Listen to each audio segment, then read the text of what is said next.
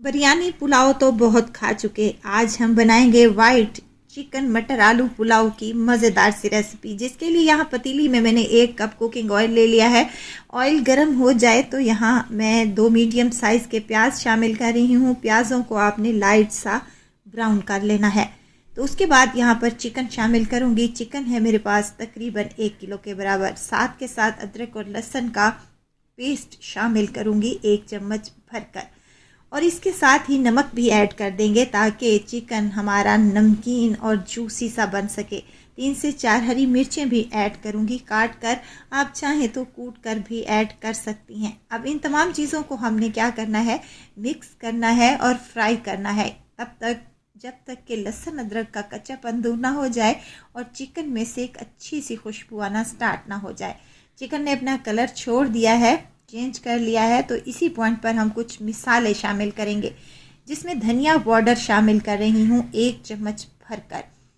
और यहाँ पर मेरे पास है गरम मसाला, खुशबूदार सा घर वाला ही है, तो 1 चम्मच उसका भी यहाँ पर मैं ऐड कर रही हूँ।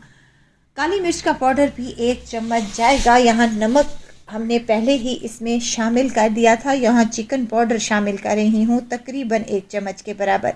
अगर आपके पास है तो लाजमी डालिएगा। 3 से 4 अदर टमाटरों को मैंने ग्राइंड कर लिया है। थोड़ा सा पानी डालने के बाद अब टमाटरों को भी हमने इसी में शामिल कर देना है और अच्छे तरीके से मिक्स कर लेना है।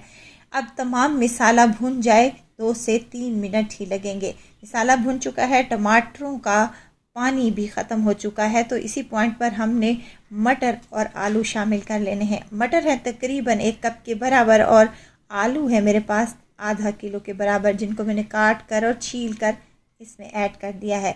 अब मटर आलू को भी अच्छे तरीके से भून लें और इसमें डालें चावलों का हिसाब का पानी।